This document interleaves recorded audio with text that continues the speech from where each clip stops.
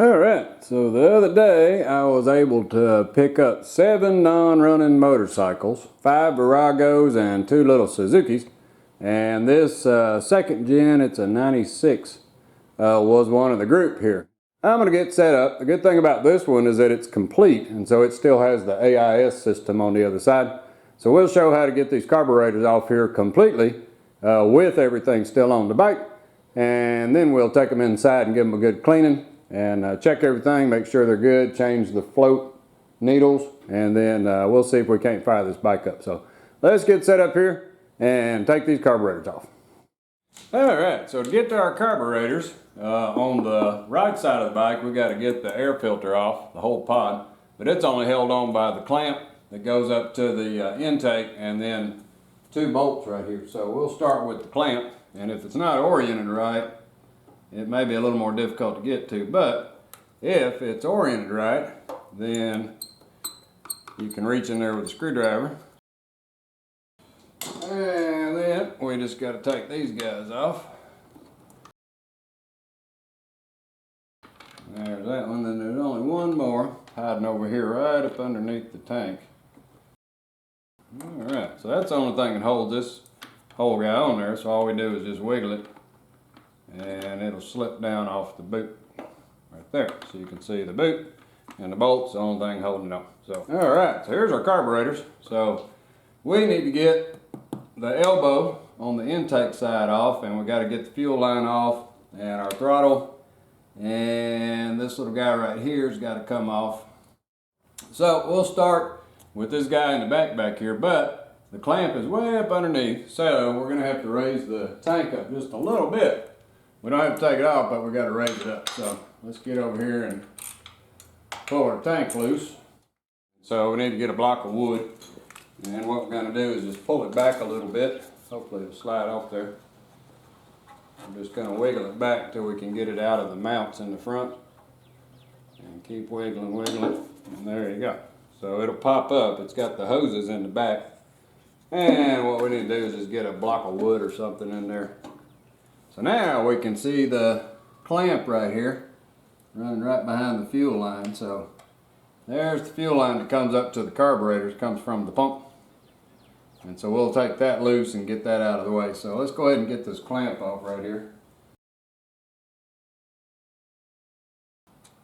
Been on there a long time. This is a non-runner and I don't want to damage the rubber. So I got to be real careful. Get that thing to pop free.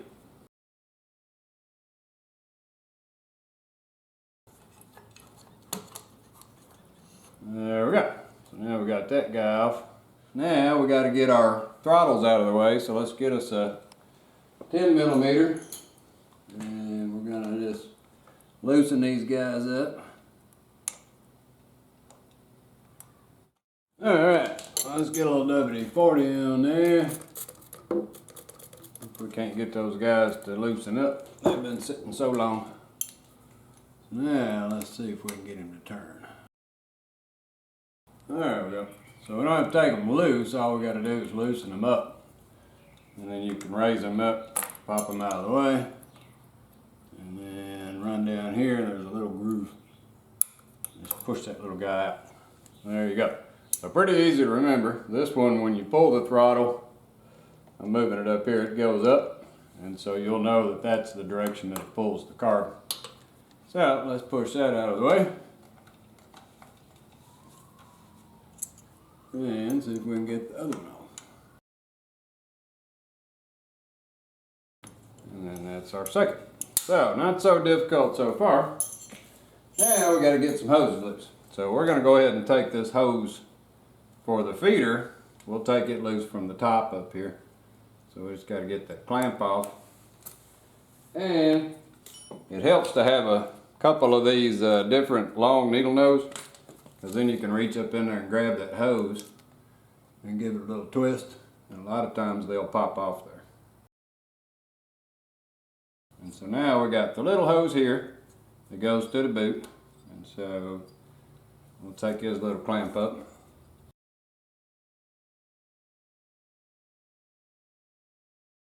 So now we got most everything over on this side done. There's nothing else over here.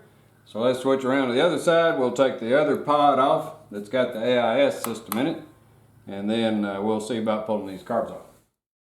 Alright, so for the left side of the bike, it's a little bit different than the other one. There's a little screw right up under here. It's a little 10 millimeter, and that little guy has to come off, and it allows this cover to come off. So let's take him off. So with the little screw out, we should be able to just tip up on it and wiggle it, and it'll pop free up top. And there we go. So it's got two little things that hold it up top, and on the bottom is just the screw. So we'll set that aside, and now we got to get this whole system out of our way, but it's no big deal. It's just a few pipes and some little hoses and things. The one we already took loose, this one right here, went over to the other side. We just got to pull some of these loose from the back. So let me get the camera moved over here so we can get a better angle in of what's going on the side. Alright, so over on this side, this whole unit will come off as one big unit, but we got to take some hoses loose. So there's another hose right here that hooks to this boot, and then we got the two that come up from the exhaust that come into the system, and then just a couple more around and we'll be in good shape. But it's held on with this one right here, big long bolt, and a bolt up here.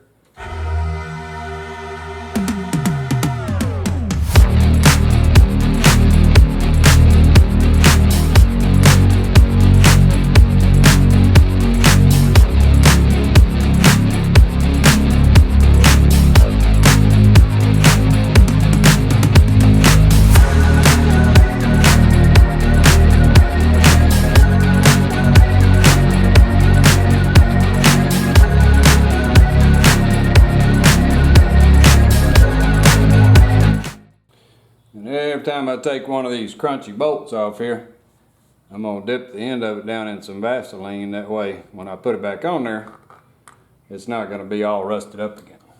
So we got that one out. And let's take the big one out. Dip him in some Vaseline. Put him aside. So now, our whole unit just slips off, and you can see the two tubes come to the inside. This is the little tube that I took off the back boot. There's the little tube I took off the front boot. So we can just lay this thing out of the way and let it hang by its hoses, as long as it's not in our way. Alright, so these are stuck to the carburetors, so they should slide out. So now for this side, all we got is the choke, which I don't know if the choke works anymore, but we'll find out. So we take the choke loose, we take our fuel line loose up here, and we take our elbow off, and we'll be ready to take some carbs off. Some of these are really stuck, so I'll show you a little trick to get them loose when they're stuck. So if you got some stuck screws like that right there, I could keep twisting on it and I'll probably water it out. Or just go get you an impact driver and use an impact driver. And all you do is put it in there and give it a little bump. And a lot of times they'll break free.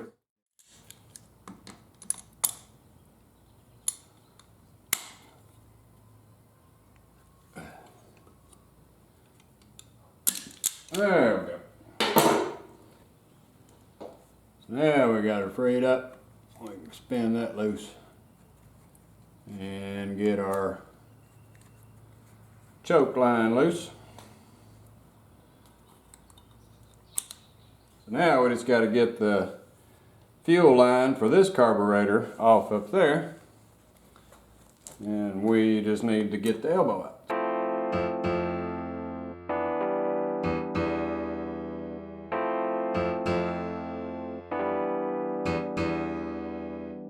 We got everything freed up off the carbs, all of our piping, and so we're in good shape to get the 4 little bolts off that hold the carbs on, and we can start working from there. So we get set up. There's a video at this point on how to take the carbs out, but I'll go ahead and do it right here. That way you can see it all at one time.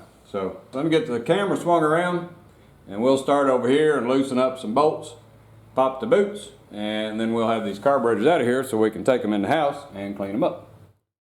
Alright, so to get the carbs out, wasn't too bad so far. All we got to do is get the boots off the bike and get the carbs off the boots. So we're going to start by first loosening up the boot clamps, and I already got that one loosened a little bit. So let's loosen those clamps up. I'll do the one on the other side, and then we're going to pop the carbs out of the boots. That'll give us a little more room to get to the screws that are over here holding those boots on, and then we'll be able to drop those carbs out. Alright, so with both clamps loose, we just want to take and push on the carburetor somewhere against the boot and pop it out of the boot. I'll make sure it's going to move. Yep, so it's going to move. So now I just want to grab a hold of it and pop it out of the boots.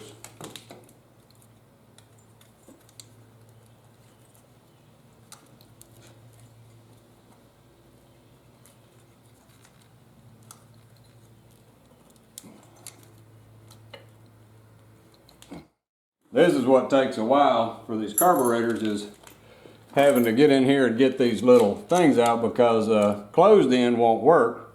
So all you get is an open end, and there's not a lot of room. So basically you got to get in there and go back and forth, flipping your wrench and get those moving.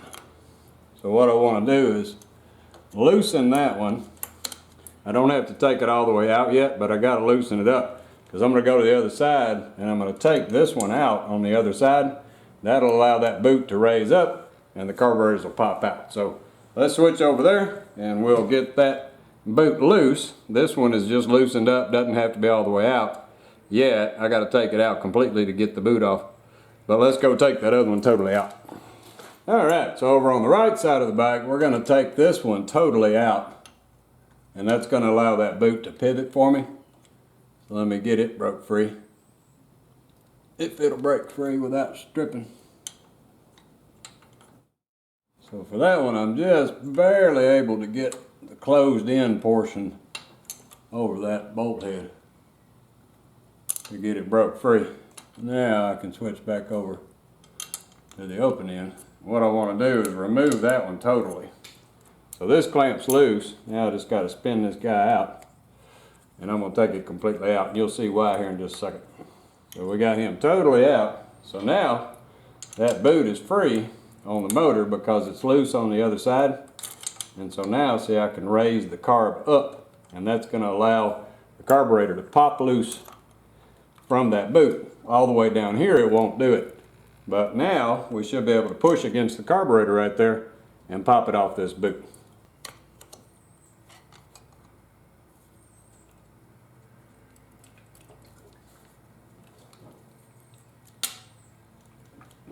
Oh, boy, that one's on there really good. But what it does, when you raise that boot up right here, it allows that whole carburetor to flex. And then you got enough room, you can get it broke free. So now I can get the other side popped off, lay the carburetor around, and I can get to the bolts a little better.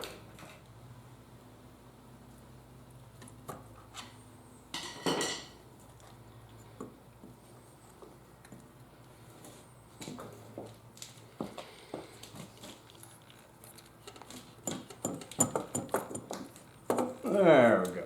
So now we got our carburetors free from the boots. Now we just got to get the boots off.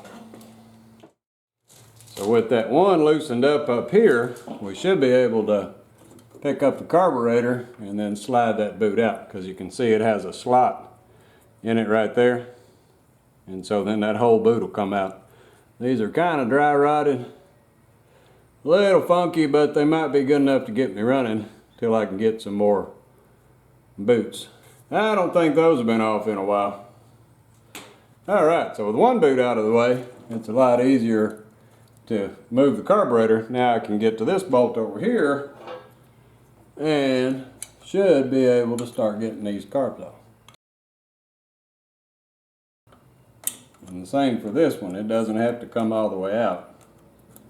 It just has to be loosened up. Now we just go to the other side and we take the other screw out, and then we can slide the carbs out. There we go. So now we can pick our carbs up and pop this boot off and slide him out. And now we got all the room we need to walk these carburetors out. So since all that AIS stuff is over there, we can try to walk them out of this side now that the boots are missing. And so we just grab a hold of them, try to get them around the bolts and things. Make sure they're clearing it all, and out they come. So see, these stay in there, and these are the ones that come out. So there we go. So there's our carburetors, and our slides move, so that's good. So alright, so we'll give it a bath on the bench, get all this outside crud off here, then we'll take them in the house, and we'll take them apart, check everything, do a little rebuild on them, and we'll be ready to throw them back on there and see if this bike will run. Alright, so we got the outside cleaned up pretty good, and what I used is some gasoline and some 2-cycle oil, and what it does is kind of lubricates everything as well as cleans it. But before we go in the house to take these carbs apart, some of these bolts just won't come off. They're notorious for being stuck on there, and it's these cap ones if they've never been off, and then also down here on the frame that holds it together in case I got to take the frame off, which I will because I got to take this bowl off. So these 4 and the ones on top usually are boogers to get loose, and you'll end up stripping them. So back again with our little impact driver, and what we want to do is set it on something soft like a piece of cloth or whatever, and then we're going to take our impact driver and hold on to that thing and give it a thump to free those up, because they are going to strip if you just try knuckle dragging on them with a regular screwdriver.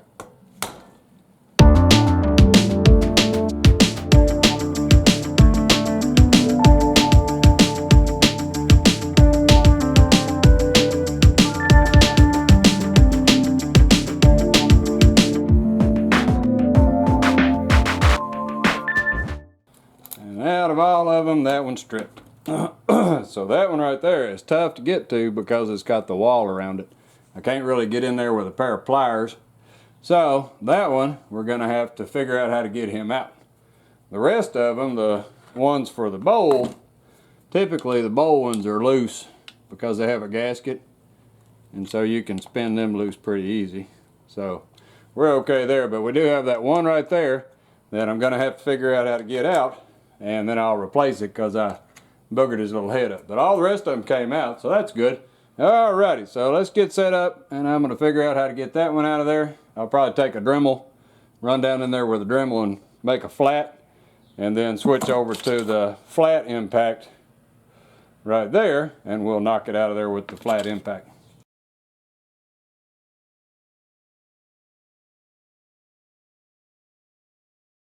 Let's blow that dust out of there. Alright, so now we got our flat bit for the impact driver, and we got a slot in it that we made with the Dremel. So now let's whack it and see. And there we go.